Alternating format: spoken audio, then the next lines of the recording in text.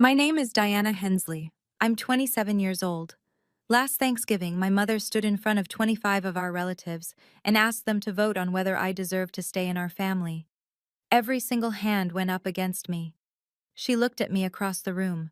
This woman who raised me, who packed my school lunches, who taught me to ride a bike, and she said, "We've been carrying your dead weight for 27 years, Diana. Now it's over." I thought that was the worst moment of my life. I was wrong. Because 30 seconds later, the front door opened, and a man none of us had seen in 14 years walked in carrying a briefcase. And what was inside that briefcase made every person in that room unable to look my mother in the eye ever again. Before I go on, if you end up connecting with this story, please take a moment to like and subscribe, but only if you genuinely feel it. And tell me in the comments where you're watching from and what time it is right now. I'd love to know. Now let me take you back to last November, the Wednesday night before Thanksgiving, when I almost decided not to go. I'm sitting in my car in my mother's driveway, engine still running, hands locked on the steering wheel at 10 and 2, like I'm about to take a driving test. The house is lit up. Every window. I can see shadows moving behind the curtains. And I already know who's where. Mom in the kitchen running the show, Dad somewhere quiet with a beer, my sister Megan setting the table because she always sets the table. I should go in. I know I should go in. But last year sits in my chest like a stone. Last Thanksgiving, right between the turkey and the pumpkin pie, my mother announced to the entire table, "Diana's salary probably can't even cover her own groceries, let alone what she owes us." Nobody said a word. Not my dad, not my sister, and not a single aunt or uncle or cousin. They just kept chewing. Here's what kills me. I'm a school counselor. I've been financially independent since I was 18. I took out my own student loans. I pay my own rent, my own car insurance, my own everything. I have never, not once, asked my family for money. But my mother tells people I did. And they believe her. Every single time. My phone buzzes. A text from Megan. "Mom's been cooking since 5 a.m. Don't be late. You know how she gets." I know how she gets. That's exactly the problem. I turn off the engine, open the door. The November air bites my face. I tell myself what I always tell myself. Just get through the meal. Smile. Don't react. 4 hours, then you're free. I'm halfway up the porch steps when I hear her voice from inside the kitchen. "Oh, she actually showed up this year. Gerald, set one more plate, the cheap ones." I don't know why this year feels different, but standing on that porch, then hand on the door handle, something in my gut whispers, "Tonight is not going to go the way you think." The dining room is packed. 25 relatives crammed around a table meant for 16, extra folding chairs dragged in from the garage. My mother sits at the head. She always sits at the head, with my father Gerald on her right and my sister Megan on her left, the queen and her court. I get the seat at the end, near the kitchen door, next to my little cousins, who are arguing over a crayon. Mom stands for the blessing. She folds her hands, bows her head, and says, "Lord, we thank you for this family, for the ones who carry the weight and the ones who," she pauses just long enough to glance at me, "who we carry. Amen." A few people shift in their seats. Nobody corrects her. I pick up my fork and focus on my plate, but I can feel it. Something's off tonight. Aunt Martha won't make eye contact with me. Cousin Kyle looks at me, then looks away fast, as like he's been caught. Uncle Ted and Aunt Ruth are whispering at the far end of the table, and when I look up, they stop. It hits me. They know something I don't. Whatever this is, it was discussed before I walked in. I try to shake it off. I turn to my cousin Jenna, Uncle Robert's daughter, one of the few people at these things who actually talks to me like a person. She's 25, kind, and she looks nervous tonight. She keeps glancing at the front door. "You okay?" I whisper. Jenna leans close. "I almost didn't come either. My dad, he said something might happen tonight." Then she stops, mid-sentence, because my mother is staring at us from across the table.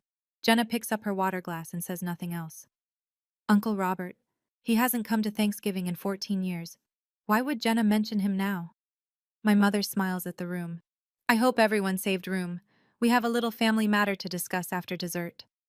Halfway through dinner, but my mother sets down her fork, dabs her lips with a napkin, and turns to me with that smile. The one she uses when she's about to draw blood in public but wants to look like she's asking about the weather.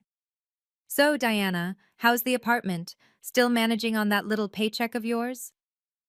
A ripple of quiet laughter runs down the table. Not mean laughter, polite laughter. The kind people do when they're following the leader. I'm doing fine, Mom. Thank you. She doesn't stop. Then she turns to Aunt Ruth.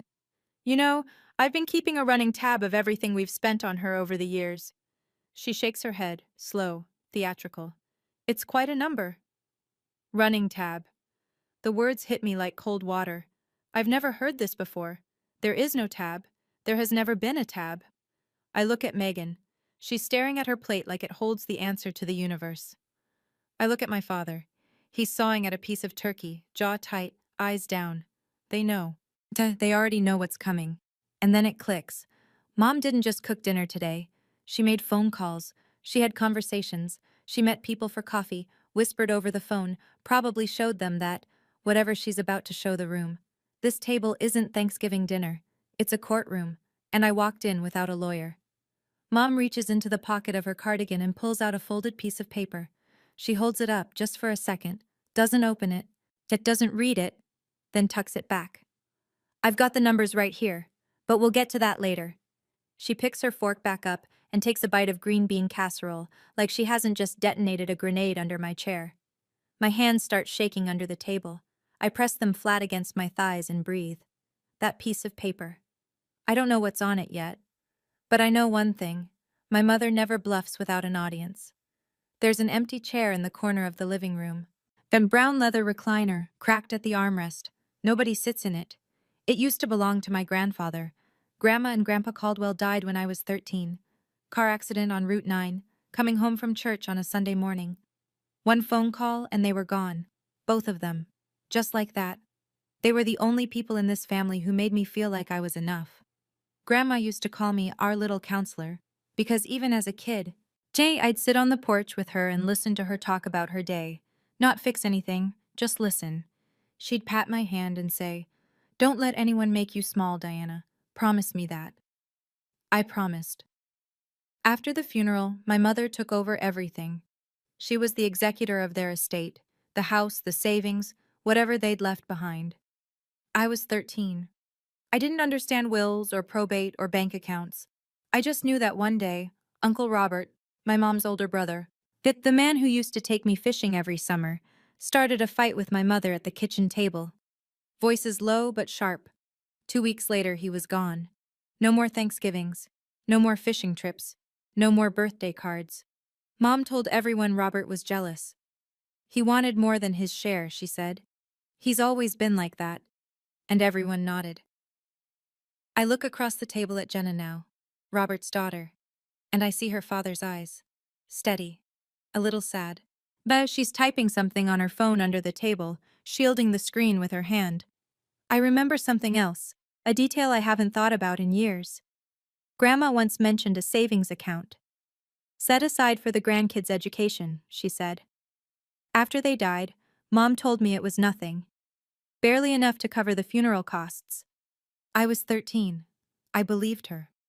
Dinner ends, plates get stacked, the kids run off to the den, and then, instead of coffee and pie, my mother claps her hands twice, like she's calling a meeting to order, and says, "Everyone, please move to the living room. There's something we need to discuss as a family." The living room. I step in and freeze. The furniture has been rearranged, chairs pulled into a wide circle, the coffee table pushed to the side. This isn't spontaneous. She set this up before anyone arrived.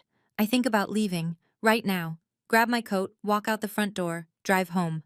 But I know what happens if I do. Mom shakes her head, sighs that long sigh, turns to the room and says, "See? She always runs. She can never face responsibility." And by morning, every relative in the circle will believe that version. My version won't exist because I won't be here to tell it. But if I stay, I'm sitting in a trial I didn't agree to. I think about Millfield. 8,000 people. I work at the elementary school. Parents know me. If my family turns their back on me publicly, then the rumors will follow me to work, to the grocery store, to every sidewalk in this town. That's how small towns work. Your family's opinion becomes everyone's opinion. I look for my father. Gerald is sitting in the second row of chairs, not front, not back, holding a Coors Light like it's a life raft. He doesn't look at me. He hasn't looked at me since dinner. My mother stands in the center of the circle, smoothing the front of her blouse. She puts on her reading glasses. She pulls out that folded piece of paper. Her voice trembles, just slightly, just enough. I know this is hard, but I've been carrying this burden alone for too long.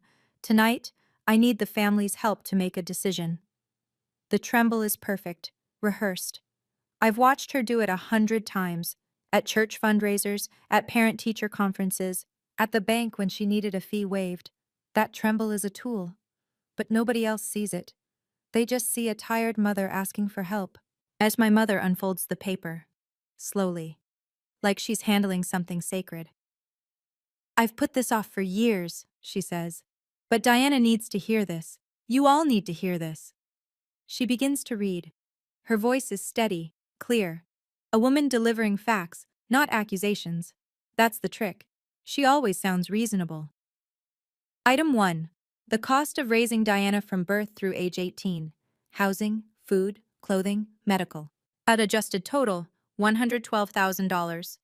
She glances up to make sure the room is listening. It is. Item 2. College financial support that Diana has never repaid. Tuition supplements, books, emergency funds. Total, $23,000. My throat tightens. I didn't receive a cent for college. I took out loans. I worked 2 jobs sophomore year. There were no tuition supplements. There were no emergency funds. Item 3. She pauses for effect. Diana's share of expenses drawn from your grandparents' estate. Medical bills, transportation, miscellaneous support. Total, $18,000. She folds the paper, looks at the room. That's over $50,000. $50,000 that this family has invested in someone who has never once said thank you. The room is quiet. Aunt Ruth nods slowly. Uncle Ted crosses his arms. Cousin Kyle stares at the carpet. I open my mouth. Mom, that's not... I never... Please let me finish. Her hand goes up, palm out. You'll have your turn. But she keeps talking.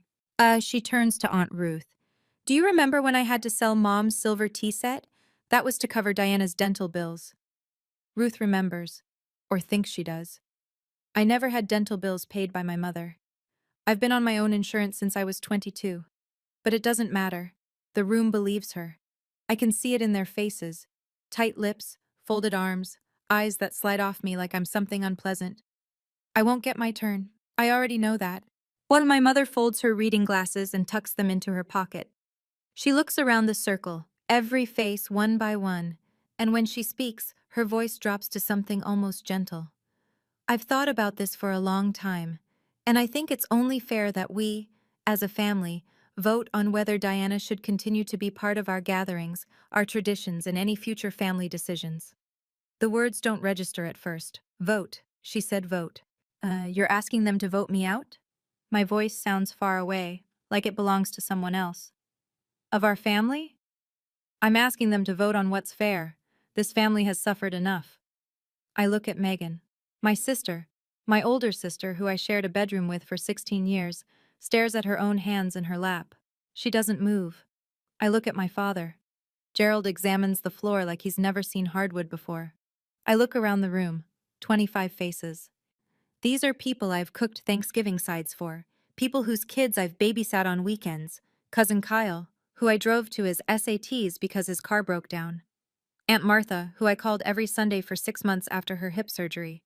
Uncle Ted, who I helped move into his new apartment last spring. Not one of them says, "This is insane, Patricia. You can't vote someone out of a family." Not one. And I understand all at once, felt like a window breaking, that my mother didn't decide this tonight. She campaigned. She called each of them. She presented her version, her numbers, her tears. This vote was decided before I parked my car in the driveway. Mom! My voice cracks, but I push through. I paid my own way through college. I've never asked you for a single dollar. She turns to the room and shakes her head. Sad, patient. A woman dealing with a difficult child. See, this is what she does. She rewrites history. And that's exactly why we're here.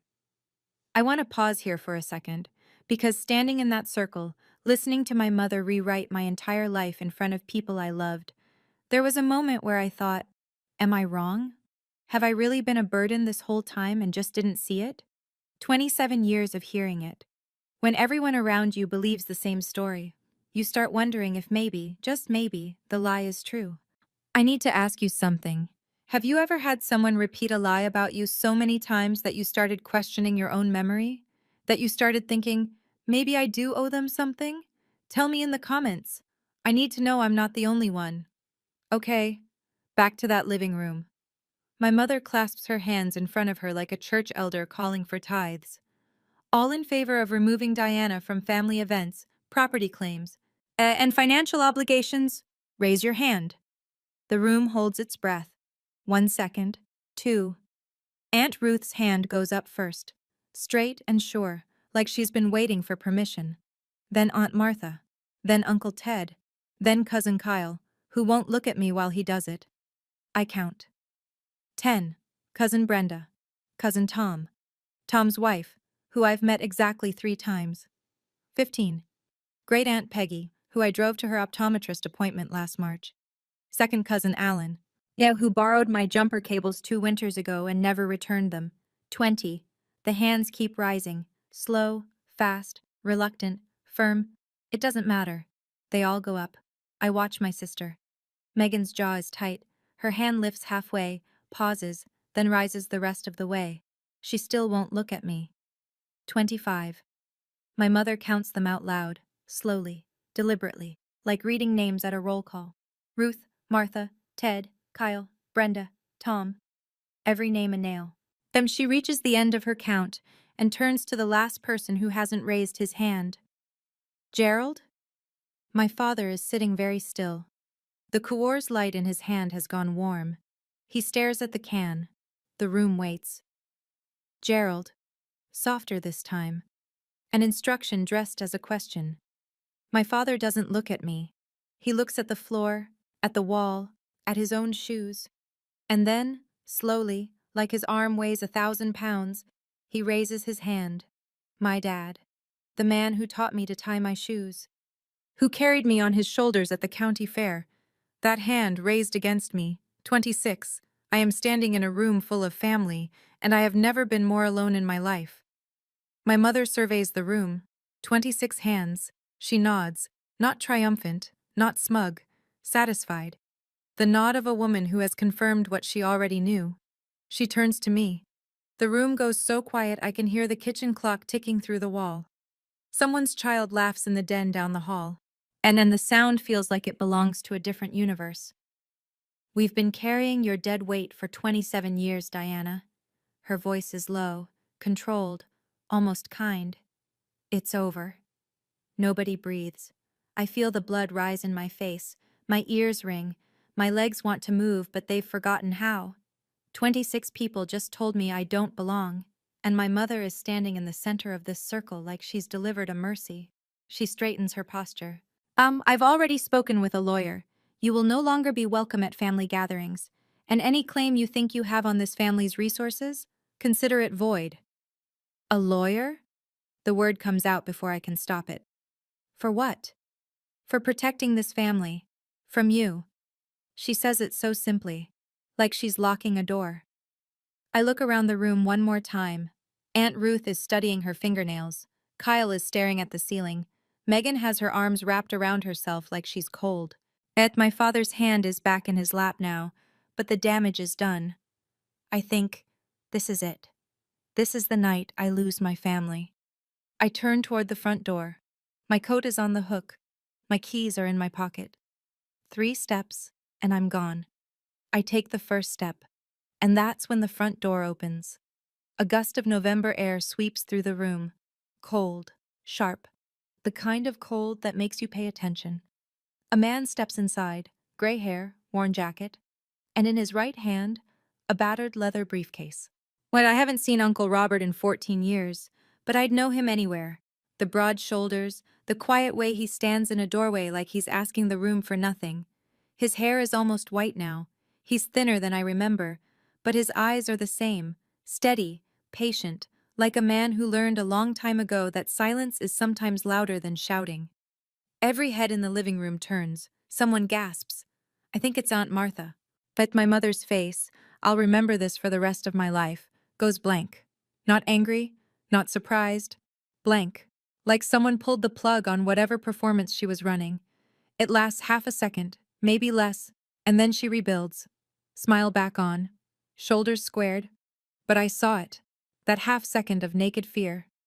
Robert steps inside and closes the door behind him. He looks around the room slowly. His eyes land on Jenna first. His daughter gives him a small nod.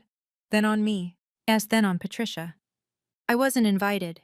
His voice is calm. Gravel low. I know. My mother recovers fast. Robert, this is a family matter. You gave up your right to... Funny. He pulls a chair from the wall and sits down, sets the briefcase on his knees. I remember a time when I was family. Jenna stands and moves to the chair beside him. Nobody stops her. My mother takes a step forward. Her voice drops. Not soft, not gentle, cold. Whatever you came here to do, Robert. Don't! He looks at her. Then he looks at the briefcase. Then he looks at me. And when he speaks, his voice breaks just slightly on the first word. I should have done this years ago, Diana. I'm sorry it took so long. My mother's knuckles go white around the back of the chair she's gripping. And I realize, for the first time in my entire life, I am watching my mother afraid. Truly deeply afraid. What is in that briefcase? Robert doesn't rush. And he rests his hands on the briefcase like he's done this in his head 1,000 times, and now that the moment is here, he wants to get it right. He looks at the room, not at Patricia, at everyone else. 14 years ago, our parents died. His voice is steady, measured. Mom and Dad Caldwell. Most of you were at the funeral. Patricia became the executor of their estate. She handled the house, the accounts, the distribution. I trusted her. He pauses. All of us trusted her. Aunt Ruth shifts in her seat. Uncle Ted uncrosses his arms. Mom and Dad left behind an estate worth roughly $360,000. The house, 2 savings accounts, and a separate fund, $40,000, earmarked specifically for their grandchildren's education. Diana and Megan. I feel the air leave my lungs. $40,000, Grandma's education fund, the one Mom said barely covered the funeral costs. Robert continues. 6 months after the funeral, I asked Patricia to see the distribution paperwork. She told me everything had been handled. Taxes and funeral expenses ate most of it, she said. Nothing left to split. He pauses again. I believed her. For a while. My mother's voice cuts in, sharp. Robert, don't! He raises one hand. Not aggressive, just firm, like a stop sign. Patty, I kept quiet for 14 years. Let me speak. The room is frozen. Nobody texts, nobody fidgets. Even the clock seems louder. Then one day, and a bank statement arrived at Mom and Dad's old house, the one I was fixing up to sell, addressed to their estate account, an account that was supposed to be closed. He looks at Patricia. She's gripping the chair so hard her knuckles have gone from white to yellow. That statement showed withdrawals, dozens of them, all going to one personal account. He doesn't say the name. He doesn't need to. Every pair of eyes in the room slides toward my mother. And the name on that account, Patricia. He's lying. He has always been, Robert, was Patricia Ann Hensley. The room splits open like a fault line. Whispers start at the edges. Low, fast, the kind of murmuring that happens when people are trying to figure out whose side to be on. Aunt Martha leans forward in her chair. Patty, is this true? My mother's response is instant, practiced. He's lying. He's always been jealous of me. And Mom and Dad loved me more, and he's never gotten over it. It's the same line she used 14 years ago, word for word. I know because I've heard her rehearse it at every family gathering Robert's name came up, but something is different this time. Cousin Kyle looks at Robert, then at Patricia, and for the first time tonight, he doesn't nod along with my mother. His hands are clasped between his knees, and he's thinking. Actually, thinking. Megan is staring at our mother with an expression I've never seen on her face before, like she's doing math in her head and the numbers aren't adding up. Mom paid for Megan's entire college education, said it came from savings. Megan never questioned where. My father lifts his head. He looks at his wife, then at Robert, then at the briefcase. His hand, the one he raised against me 5 minutes ago, is trembling. Patricia pivots. She steps to the center of the circle, but positions herself between Robert and the room, and opens her arms slightly. The wronged mother, the accused innocent. This is exactly what he did 14 years ago. He tried to turn everyone against me then, and he's doing it again. Robert doesn't argue. He doesn't raise his voice. He simply says, "I don't need you to believe me. I have paperwork." He rests his hand on the briefcase, doesn't open it, just lets it sit there. My mother's voice goes tight as a wire. "If you open that, Robert, I swear." She doesn't finish the sentence. And that silence, that unfinished threat, tells the room more than any document could. Because she didn't say the papers were fake, she didn't say they were wrong, she just didn't want them opened. Robert unclasps the briefcase. The sound is small, 2 metal snaps, but in this room, it lands like a gunshot. Inside, the documents are organized with colored tabs, blue, yellow, red, 14 years of patience, sorted and labeled.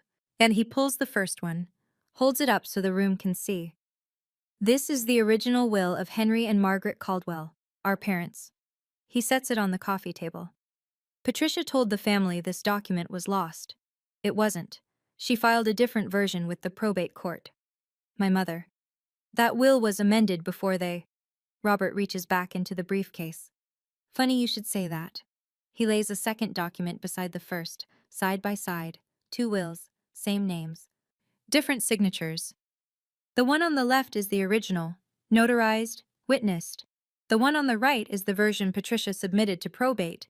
He taps the second document. Take a look at the signatures. Cousin Kyle leans forward. Aunt Martha stands up to get a closer look. Even from across the room I can see it. The handwriting on the second will is tighter, more controlled. It doesn't match. My hands go cold. $40,000. That was supposed to be mine and Megan's. Wow, for school. For the future Grandma wanted us to have. Robert pulls a third document from the briefcase. A single page with a letterhead. I hired a forensic handwriting examiner. Certified, licensed. Here's her report. He sets it on the table. The signatures on the amended will are not consistent with Henry or Margaret Caldwell's known handwriting. The room has gone so silent I can hear the refrigerator humming in the kitchen. My mother hasn't moved. She's standing very still, one hand pressed against her collarbone, and for the first time tonight, she has no words. Robert looks at her, then at the room, then at me. I'm not guessing, Patty. I've spent 14 years making sure every page in this folder is certified. Robert reaches into the briefcase one more time. This time it's a stack of bank statements. Not photocopies, originals, stamped and dated. He fans them across the coffee table like a dealer laying out cards. These are certified records from First National, the estate account of Henry and Margaret Caldwell. His finger traces down the first page. Starting 3 months after the funeral, withdrawals begin. $12,000, $15,000, $10,000, always transferred to the same personal checking account. He flips to the next page, and the next, each one showing the same pattern, money leaving the estate, landing in the same place. Over the course of 2 years, $180,000 was moved out of our parents' estate. $180,000. He looks up. Patricia's name is on the receiving account, her social security number, her signature on every transfer authorization. The silence is so complete, I can hear the refrigerator humming through the kitchen wall. My mother breaks first. Those are forged. He fabricated. These are bank-certified records, Patty. Stamped, dated, your account number, your name. Aunt Ruth, the woman who raised her hand before anyone else, who nodded along to every word my mother said, is staring at the statements with her mouth slightly open. Her hand, the one that voted me out, has dropped to her lap. My father speaks. For the first time all night, Gerald Hensley opens his mouth. Patty? One word. But it's not the voice of a man who's going along with things anymore. It's the voice of a man who just realized the floor beneath him isn't solid. Patty, answer me. Is any of this true? My mother doesn't answer him. And she turns to the room instead, scanning for allies, reaching for the old playbook. He's always been jealous. Our parents loved me more and he couldn't, but Aunt Ruth cuts her off, quietly, almost gently. Patty, did you use Mom and Dad's money? I watch my mother shift strategies in real time. It happens fast, like changing lanes on a highway. The accused becomes the martyr. Her shoulders drop, her chin trembles, tears pool in her eyes, and I honestly can't tell if they're real. Do you know how hard it was? Her voice breaks beautifully. Managing everything alone after Mom and Dad died? Robert walked away. Gerald didn't help. I did everything. The funeral, the paperwork, the house, the taxes, all of it fell on me. She presses a hand to her chest. Maybe I made some mistakes, but everything I did for this family. For a moment, just a moment, I see some of the relatives softening. Aunt Martha's face flickers. Uncle Ted looks at the floor. It's working. The performance is working. Then Robert speaks. Mistakes. The word comes out flat and hard. You forged their signatures, Patricia. You rewrote their will. You stole $180,000 from your own dead parents. He pauses. Each sentence is a brick. And then you told everyone that Diana, a 13-year-old girl, was the reason the money was gone. That last sentence lands like a slap. I watch it hit the room, face by face, chair by chair. Aunt Martha's softness vanishes. Uncle Ted's jaw tightens. 25 people are looking at me now. The girl who 5 minutes ago they voted to throw away. And they're doing the math they should have done years ago. My mother explodes. Get out of my house, Robert! Get out! Robert stands up, slowly. He picks up his coat. But before he leaves, he places the entire folder, every document, every statement, every report, in the center of the coffee table. I'm leaving. His voice doesn't waver. But these papers aren't. Megan pulls her chair forward. She picks up a bank statement, reads it. Her hands are shaking. She looks up at our mother. Her voice is small but clear as glass. Mom, the tuition you said you paid for me, that came from Grandma and Grandpa's money, didn't it? My mother stares at Megan. Her mouth opens. Nothing comes out. The room fractures. Half the family is clustered around the coffee table, passing documents hand to hand, reading in silence. The other half sits frozen, watching Patricia like they're seeing her for the first time. Cousin Kyle is the first to move. He pushes out of his chair, crosses the room, and stops in front of me. His face is flushed.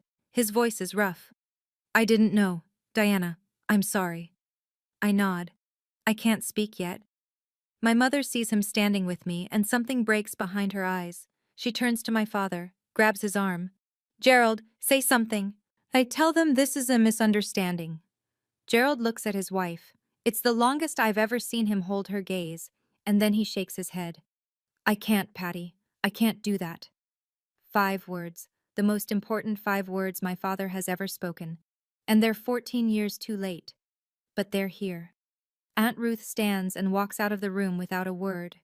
I hear the front door open and close. Aunt Martha follows 30 seconds later, pulling on her coat with quick, angry movements. One by one, people begin to leave. Not all of them, but enough. Enough to turn my mother's living room, her stage, her courtroom, into something small and empty. Patricia stands in the center of the circle that isn't a circle anymore. Chairs pushed back, seats abandoned.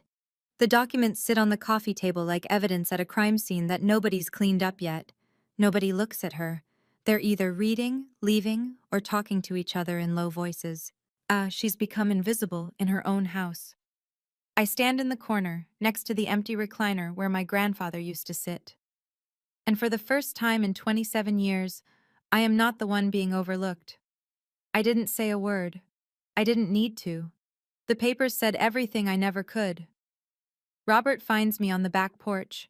I've stepped outside because the living room feels like a building after an earthquake. Everything's still standing but nothing in the right place.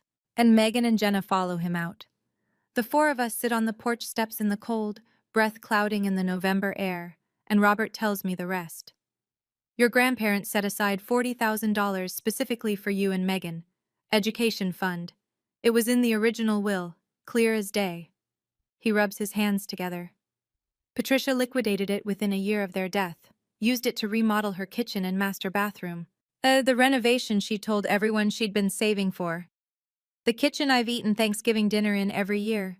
The kitchen she cooked tonight's meal in, built with money that was mine. She needed a cover story, Robert says, so she started telling people that you were expensive, that you were a financial drain. You were 13, Diana. You couldn't defend yourself. You didn't even know there was money to defend. Megan is crying. Quiet tears, no sound. As she's hugging her knees on the step below me, I ask the question that's been building for an hour. Why didn't you say something sooner? Robert's face tightens. I tried. 14 years ago, I confronted her. She told the family I was an alcoholic, that I was jealous, that I wanted more than my share. His voice drops. Everyone believed her. I lost everything. Holidays, birthdays, watching Jenna grow up around her cousins. I lost this family. He looks at the briefcase sitting beside him on the porch. I needed evidence that couldn't be denied.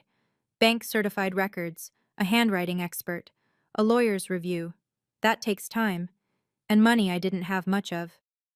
He puts his hand on my shoulder. I didn't gather these papers to destroy Patty. I gathered them so you could know the truth. What happens next? That's up to this family.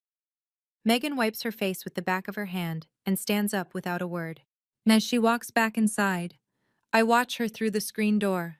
She crosses the living room to where our mother is sitting alone on the sofa. Patricia looks smaller now. The overhead light catches every line on her face, every bit of mascara that's smudged. The queen without her court. Megan stands in front of her, doesn't sit. Mom, look at me. Patricia looks up. Did you pay for my college with Grandma and Grandpa's money? I did what I had to do. Megan. That's not an answer. You got your degree, didn't you? A flash of the old Patricia, defiant, certain. You got your life. I gave you that.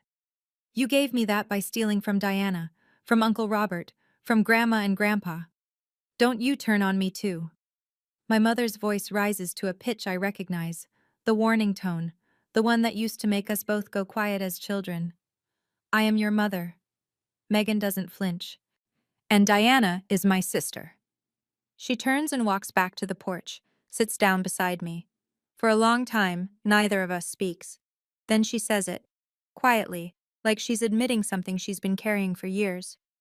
There was a time Mom told me not to lend you money. She said you'd never pay it back. Megan's voice cracks. You called me once. Your car broke down. You needed $200, and I said no. I remember. A Tuesday night in October. Rain so heavy I could barely see the road. As I walked 3 miles home because my sister said no, because my mother told her to. I didn't know, Megan whispers. I swear I didn't. I believe you. She leans her head against my shoulder. We sit like that, in the cold, listening to the sounds of a family rearranging itself inside. I was the golden child, she says finally, and I didn't even earn it. I drive home around 10. The house empties slowly behind me. People leaving in ones and twos, coats pulled tight. Car doors closing in the dark. By midnight, my phone has 6 messages. Cousin Kyle calls first. His voice is thick, like he's been sitting in his truck in the driveway working up the nerve. Diana, I should have asked questions. I should have said something when she asked us to raise our hands. I didn't. I'm sorry. Aunt Martha sends a long text. 3 paragraphs. She says she believed Patricia because your mother always sounded so certain. She always had the details. Martha doesn't ask for forgiveness. She just says she was wrong. Jenna hugs me before she leaves the porch. She holds on tight and whispers in my ear. My dad never stopped talking about you. Every birthday, every holiday, he'd say your name. Cousin David calls, short, direct. I messed up. If you need anything, a meal, help moving, whatever, I'm here. Aunt Ruth comes back, 11 o'clock at night, headlights in the driveway. She walks up the porch steps where I'm still sitting with Megan, and she wraps her arms around me for 30 seconds without saying a single word. When she lets go, her eyes are red. And then there's Megan. My sister doesn't leave. She sits with me on that porch until past midnight. We don't solve anything. We don't make grand declarations. We just talk. Really talk. for the first time in years without the filter of our mother between us. I say the same thing to each of them. Thank you for calling. I mean that. But an apology doesn't erase a raised hand. I'm going to need time before I know what this means for us. There is one person who doesn't call, doesn't text, doesn't apologize. My father, Gerald Hensley, gets in his truck after Robert leaves and drives away. I don't know where he goes. I won't find out until 2 days later. I drive home the long way. Past the elementary school where I work. Past the diner where I eat lunch on Fridays. But past the gas station where I fill up my 10-year-old Honda every Sunday. And past my mother's house. The kitchen light is still on. Through the window I can see her. A single silhouette sitting at the dining table. Plates still out. Chairs still arranged in that circle. The woman who commanded a room of 25 people 4 hours ago is sitting alone in a kitchen she renovated with stolen money, surrounded by leftovers nobody stayed to eat. I don't stop. At home, I sit in the dark of my apartment.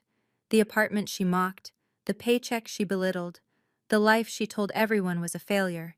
And I think about my mother. Not with hatred, not with satisfaction, just with the heavy, complicated exhaustion of finally understanding. Patricia Hensley grew up in a family that measured people by what they could provide. Love was conditional. Value was financial. She learned to control because she was terrified of being controlled. It doesn't excuse a single thing she did, but it explains the machinery. Understanding why someone hurt you doesn't mean you have to let them keep doing it. I open my laptop. I search for therapists within 30 miles.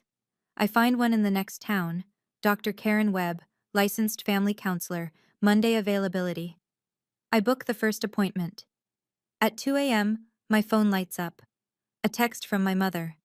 You turned my family against me. I read it once. I read it twice. I put the phone down. And then I delete the message and go to bed. For 27 years, I was the problem. Tonight, the problem sat alone in her own kitchen. And I, for the first time I can remember, slept through the night. Sunday morning, 2 days after Thanksgiving. I'm making coffee when the doorbell rings. My father stands on the mat, unshaved, eyes rimmed red, wearing the same flannel shirt he had on Thursday night, wrinkled now like he slept in his truck, which, knowing my father, he probably did. I drove to the lake house, he says, sat there 2 days, thinking. I step aside and let him in. He sits at my kitchen table, the small one, the one that seats two, and looks around my apartment. I watch him take it in, the second-hand couch, the bookshelf I built from cinder blocks and planks, the school counselor certification framed on the wall. He's never been here before. In 3 years of me living alone, my father has never once visited. I knew something was off with the estate. He stares at his hands. I saw the renovation bills. I asked your mother once. She said Robert had agreed to give us his share. He pauses. I believed her because it was easier. He closes his eyes. Yes. We sit in silence. The coffee maker drips. Gerald tells me he called Robert this morning. First time they've spoken in 14 years. 2 men on the phone, both crying, neither one able to start the sentence they needed to say. Said Robert sent him copies of everything. The will, the statements, the handwriting report. Gerald read every page. I'm not asking you to forgive me, he says. I just want you to know. I'm done being quiet. I look at my father, 56 years old, hands that trembled when he raised them against his own daughter, hands that are trembling now for a different reason. Dad, I love you, but love doesn't cancel out what happened. I need you to show me, not tell me, that things are different now. He nods. He doesn't argue. He doesn't make promises he can't keep. And for my father, that's a start. The following Tuesday, I sit in a small office on Main Street in Clearfield, the next town over, across from a woman named Evelyn Moore. Family law attorney. Robert is beside me, the briefcase open on her desk between us. Evelyn reviews the documents one by one, making small notes in the margins. She's methodical. Oh, unhurried. After 20 minutes, she sets her pen down. This is estate fraud, clean and well documented. She looks at Robert. Mr. Caldwell, the evidence you've compiled is thorough. The forged signatures alone would be significant, but combined with the bank records and the handwriting analysis, this is a strong case. She explains our options plainly. Robert and I both have grounds for a civil claim to recover the misappropriated funds. Additionally, though forging a will is a felony, the district attorney's office would make the decision on criminal charges, not us.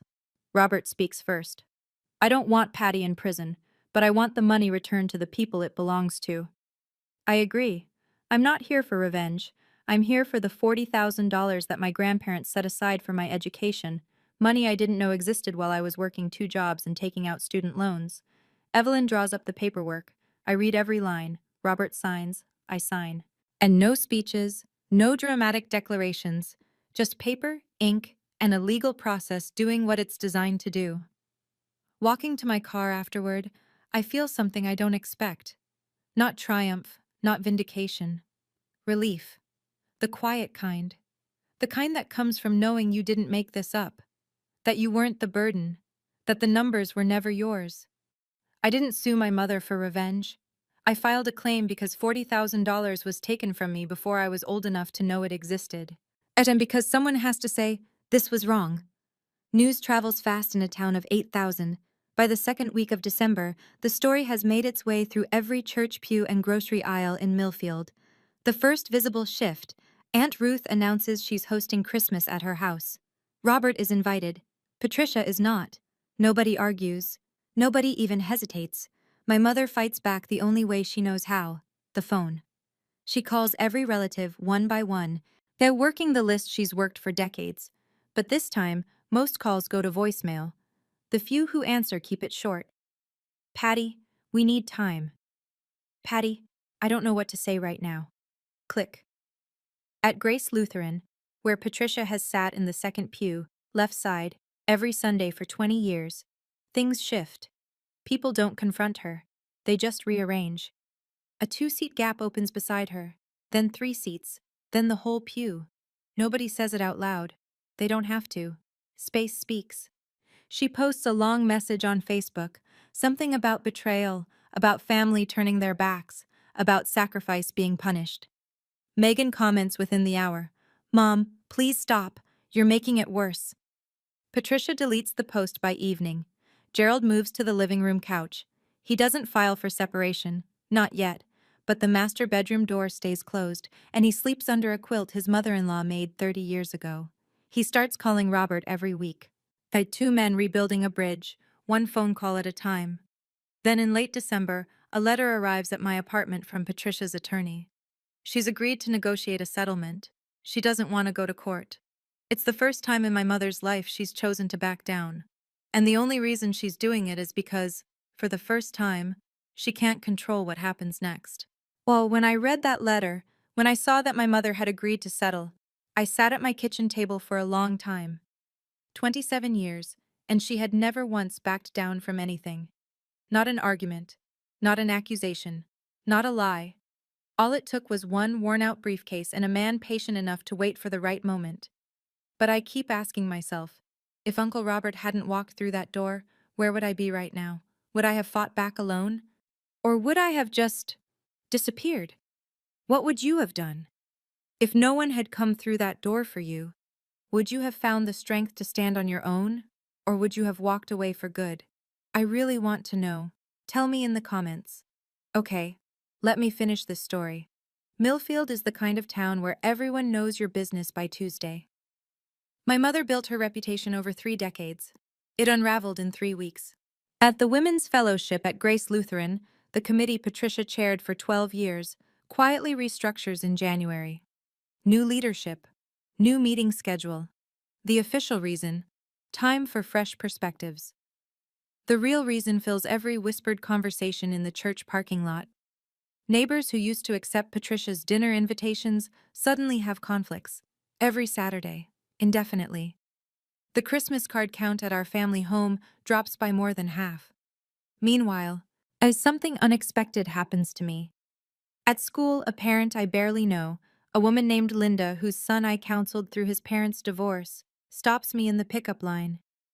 "I heard what happened, Miss Hensley. For what it's worth, this town is better because you're in it." She squeezes my hand and walks away before I can respond. It's a small thing. But in a small town, small things are everything. Robert comes to Christmas at Aunt Ruth's house. Of 14 years since he's had a place at a family table. When he walks through Ruth's front door, Jenna is right behind him, carrying a pie she baked from their grandmother's recipe. Ruth pulls Robert into a hug so tight his feet nearly leave the ground. A week later, I find an envelope in my mailbox. No return address. Inside, a photograph. Yellowed, creased at the corners. My grandparents holding me at age 3. I'm laughing at the camera, and my grandmother's hand is on my head, but protective and sure. On the back, in her handwriting, our little counselor. I don't know who sent it, but I have a feeling it was a man who sleeps on his living room couch now and is trying, in his own quiet way, to give back what was taken. In February, the settlement is finalized. Evelyn Moore calls me on a Tuesday afternoon, and I pull over in the school parking lot to listen. Patricia agrees to return $40,000 to Diana and Megan, the grandchildren's education fund, and exactly as the original will specified. She returns $70,000 to Robert, his rightful share of the estate distribution she intercepted. The remaining $30,000, which Patricia claims was spent on family expenses but cannot document, remains in dispute. A matter for another day. To make the payments, my mother has to sell her SUV and draw from her retirement savings. The kitchen she built with stolen money is worth more than the car, but nobody's asking her to tear it apart. But the irony is enough. I received $20,000, my share of the education fund. I use it to pay off my student loans. Every last cent of the debt I accumulated because money that was meant for me was sitting in my mother's checking account the whole time. The remaining amount I put into savings. Not because I have plans for it, because for the first time in my life I have money that nobody can claim I owe them. Nobody can wave a folded piece of paper in a living room and say I'm a burden because of it. It's mine, clean and clear. Megan refuses her half at first. You were the one who suffered, she says. Take all of it. I don't let her. I split it exactly as our grandparents intended. Equal shares, the way they wrote it. The way it always should have been. Evelyn tells me the county DA's office is reviewing the forgery evidence. No charges yet. Maybe none ever. I don't push. The legal system will do what it does. I've done my part. $20,000. That's what my peace of mind cost. $20,000 and 27 years of being told I was the problem. Gerald Hensley does not divorce my mother. Not yet, anyway. But the man who sits across from me at Rosie's Diner on Saturday mornings is not the same man who raised his hand against me on Thanksgiving night. He starts small. Weekly phone calls. Actual questions. Not the how's work kind, but the how are you really doing kind. He shows up at my apartment with a toolbox one weekend and fixes the leaky faucet I've been ignoring for 6 months. He doesn't say much while he works. That's fine. The wrench says enough. In January, he tells me something over scrambled eggs that nearly makes me drop my fork. I started seeing someone, a therapist. He says it like he's confessing to a crime. First time in my life. 56 years old, and I'm learning how to disagree out loud. He gives a small, embarrassed smile. Better late than never, I guess. I don't pretend this fixes everything. It doesn't. My father chose silence for 30 years. He chose comfort over his daughter. That shaped me in ways I'm still uncovering on Dr. Webb's couch every Monday afternoon. But I also know this. Change at 56 is harder than change at 27. Every appointment he keeps, every phone call he makes to Robert, at every Saturday he shows up at my door. That's a man fighting the current of his entire adult life. I don't need you to choose between us, Dad, I tell him. I need you to choose yourself. He nods, stirs his coffee, doesn't make a speech. My father isn't a villain. He's a cautionary tale about what happens when you choose silence for 30 years. And he's also proof that it's never fully too late to start speaking up, even if your voice shakes. 3 months after Thanksgiving, my phone rings. The caller ID says Mom. I let it ring 4 times. Then I answer. Her voice is different, smaller. The commanding tone that could steer a room of 25 people is gone, replaced by something thin and tired. Can we talk? I want to explain. I agree to meet, but on my terms. Not at her house, not in her kitchen. A coffee shop in Clearfield, the next town over. Public, neutral, my therapist's suggestion. I'm learning that geography matters when you're rewriting a relationship. We sit across from each other in a booth by the window. She orders black coffee. I order the same. For a moment, it almost feels normal. Two women, a table, coffee. Except one of them stole $180,000 from her dead parents and blamed her 13-year-old daughter for it. She starts. When your grandparents died, I was overwhelmed. The estate, the paperwork, the grief, I raise my hand, gently. Yeah, the way Robert did on Thanksgiving night. Mom, I'm not here to listen to explanations. I'm here to tell you what I need going forward. She blinks. She's not used to this. I lay it out. 1. You never discuss my finances in front of the family again. 2. If we disagree, we talk privately. You don't recruit an audience. 3. I choose which family events I attend, not all of them, not because you summon me. 4. You start therapy. Real therapy. And not a conversation with Pastor Dave over lemonade. She listens. When I finish, she stares at her coffee for a long time. And if I can't do all that?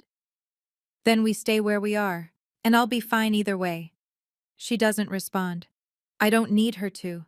I'm not punishing you, Mom. I'm protecting myself. Those are two very different things. Christmas at Aunt Ruth's house is a smaller affair, 12 people instead of 25. Yet the table is set with mismatched plates and cloth napkins that have seen better decades. It's imperfect. It's honest. And honest is something I haven't had in 27 years. I sit next to Uncle Robert. Jenna is across from us. Megan arrives with a sweet potato casserole, the first dish she's ever made for a family gathering herself, without Mom standing over her shoulder directing every pinch of salt. It's a little overcooked. Nobody cares. There's no circle of chairs. No folded speeches. No hands raised. Robert says grace. His voice is steady, but there's a crack at the end that he doesn't try to hide. For the ones who are here tonight, and for the years we'll make up for. Gerald arrives late, alone. He stands in the doorway for a moment, and I can see the effort it takes to be here, without Patricia, in a room full of people who now know the truth about his wife. He walks straight to me and wraps his arms around me. No words. Just a hug that lasts longer than any hug he's given me in my adult life. Jenna and I pull crackers. Kyle passes the rolls. David tells a terrible joke and everyone groans. Robert laughs, a real laugh, full and warm. And I realize I haven't heard that sound since I was 13 years old. Patricia isn't here. Nobody mentions her. Her absence is both a relief and a sadness, and I'm learning that both feelings can share the same chair. The turkey is overcooked. Robert burns the dinner rolls. Then the wine is cheap and the house is drafty. But when I look around the table, every person here chose to be here. Nobody was summoned. Nobody was performing. And that is the first honest holiday meal I've had in my entire life. I'm not telling you this story so you'll hate my mother. Patricia Hensley is a complicated woman. She's manipulative and controlling, and she stole from her own dead parents and pinned it on a child. Those things are true.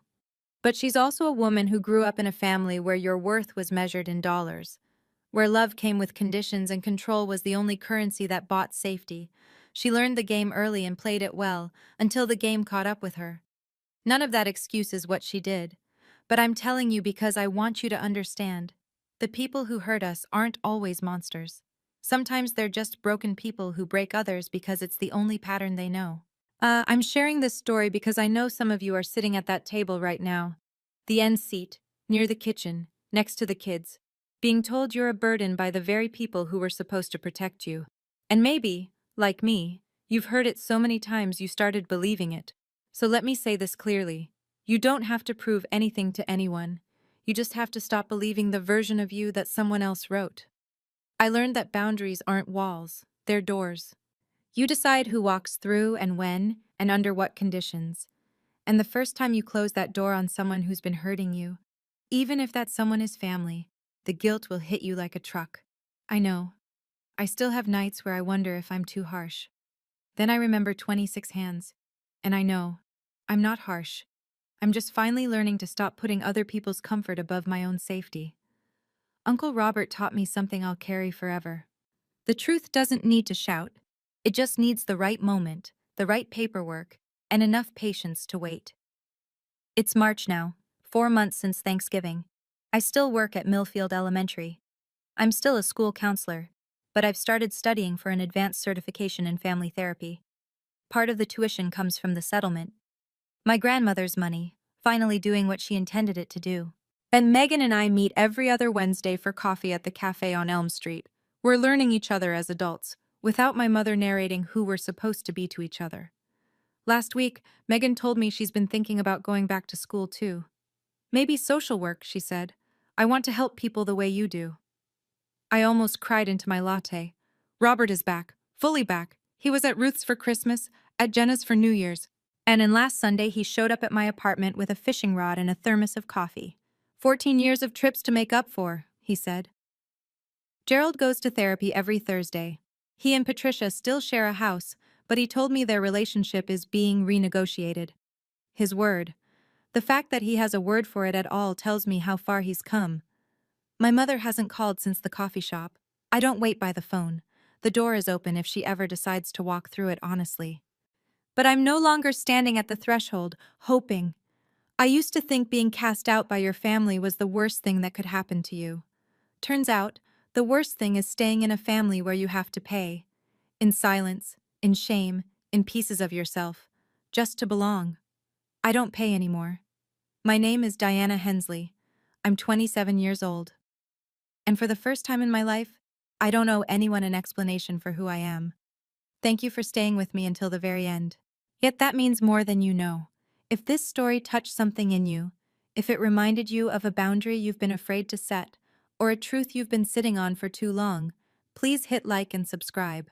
Not for the algorithm, for the next person who needs to hear this and hasn't found it yet. And if you're wondering what happened next, how my mother responded to the settlement, a conversation I had with my father that changed everything between us, and the letter I received from someone I never expected, that story is waiting for you. Check the link in the description. I'm Diana. Take care of yourself tonight, and I'll see you in the next one.